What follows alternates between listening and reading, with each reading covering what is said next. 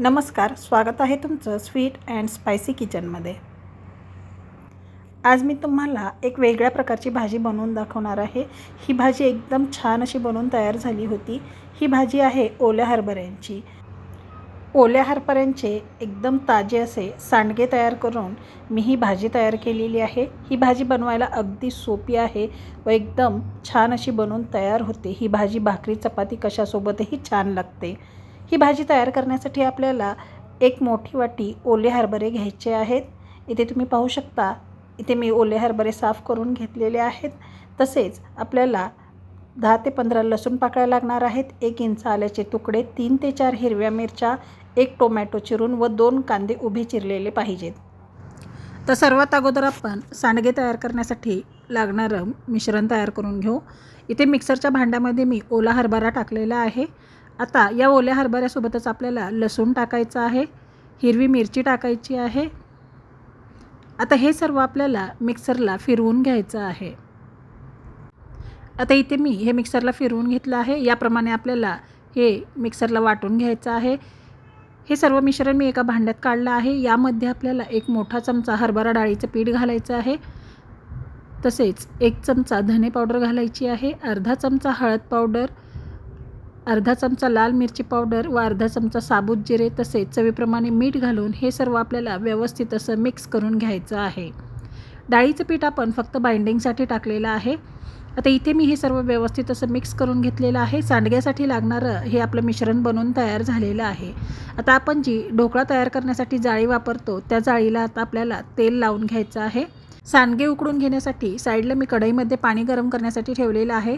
आता इथे जाळीला तेल लावून झालेलं आहे। आता या मिश्रणातील थोडं थोडं मिश्रण घ्यायचं आहे व आपल्याला या जाळीवरती सांडगे बनवून घ्यायचे आहेत। आपण उन्हाळी वाळवणात जसे सांडगे तयार करतो त्याचप्रमाणे आपल्याला हे सांडगे तयार करून घ्यायचे आहेत। आता याचप्रमाणे मी या सर्व मिश्रणाचे सांडगे तयार करून घेणार आहे। आता इथे मी सर्व मिश्रणाचे सांडगे तयार करून घेतलेले आहेत। साईडला इथे पाणीही चांगलं गरम झालेलं आहे। आता ही सांडग्याची जी जाळी आहे ती आपल्याला यामध्ये ठेवायची आहे। तर यावरती झाकण ठेवून आपल्याला एक 6 ते 7 मिनिटे हे सांडगे वाफवून घ्यायचे आहेत। 6 ते 7 मिनिटानंतर याचं झाकण आपण काढून पाहूया। सांडगे मस्तपैकी शिजलेले आहेत किंवा वाफलेले आहेत।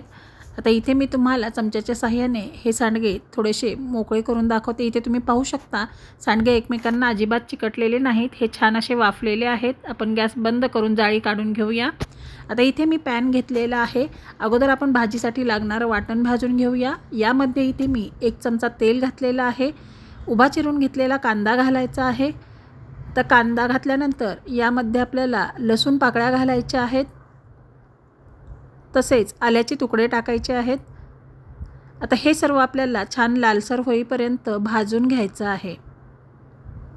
एक 3 ते 4 मिनिटानंतर तुम्ही पाहू शकता कांदा छान लालसर असा भाजलेला आहे। आता यामध्ये आपल्याला अर्धा वाटी किसून घेतलेलं सुकं खोबरं घालायचं आहे।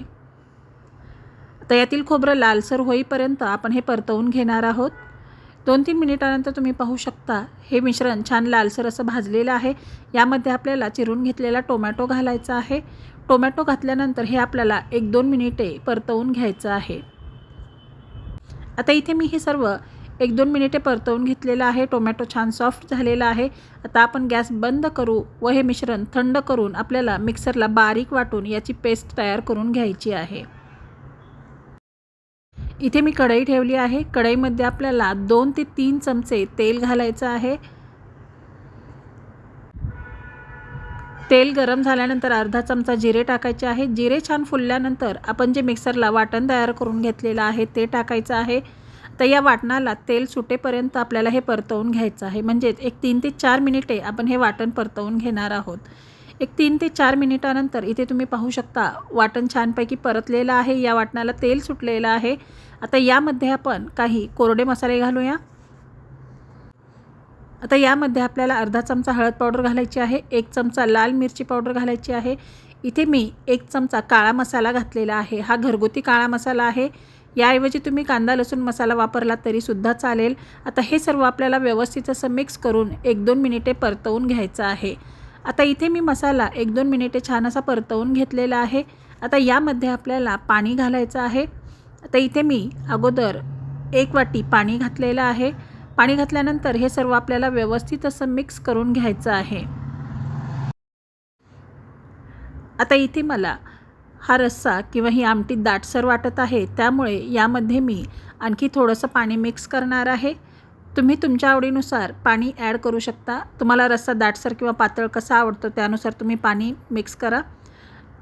आता इथे मी पाणी घातलेलं आहे, हे मिक्स करून घेतलं आहे. आता यामध्ये आपल्याला चवीप्रमाणे मीठ घालायचं आहे. मीठ घातल्यानंतर हे मिक्स करून घ्यायचं आहे व या आमटीला आपल्याला एक उकळी येऊ द्यायची आहे. ही ओल्या हरभऱ्याच्या सांडग्यांची भाजी खूप छान अशी बनवून तयार होते. ही सांडग्यांची भाजी ज्वारीच्या भाकरीसोबत तर एकदम छान अशी लागते. आता इथे एक 2 ते 3 मिनिटानंतर तुम्ही पाहू शकता या रश्श्याला छान अशी उकळी आलेली आहे. आता आपल्याला या रश्श्यामध्ये आपण जे उकळून घेतलेले हरभऱ्याचे सांडगे आहेत ते घालायचे आहेत. आता इथे मी हे उकडून घेतलेले सांडगे घालत आहे.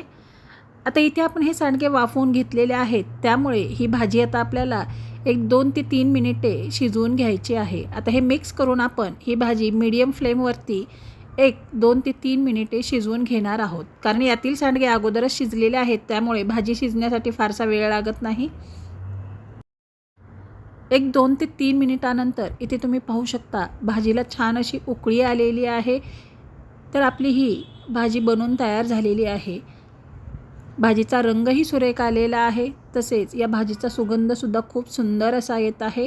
ही भाजी आपली बनवून तयार आहे. आता आपण गॅस बंद करून घेऊया. तर अशा प्रकारे आपली ही ओल्या हरभऱ्याच्या सांडग्यांची भाजी बनवून तयार झालेली आहे. ही भाजीची रेसिपी तुम्ही नक्की ट्राय करा, तुम्हालासुद्धा खूप आवडेल. ही भाजी ज्वारीची भाकरी, चपाती, भात कशासोबतही एकदम भन्नाट अशी लागते. तुम्हाला आजची ही ओल्या हरभऱ्याच्या सांडग्यांच्या भाजीची रेसिपी कशी वाटली हे कमेंट बॉक्समध्ये मला नक्की कळवा. तुम्ही जर माझ्या चॅनलला सबस्क्राईब केले नसेल तर सबस्क्राईब करा, लाईक आणि शेअर करा, तसेच बेल आयकॉन क्लिक करा. वेळात वेळ काढून तुम्ही माझी रेसिपी पाहिल्याबद्दल खूप खूप धन्यवाद. चला तर मग आपण भेटूया पुन्हा अशाच एका नवीन रेसिपी व्हिडिओमध्ये. तोपर्यंत धन्यवाद.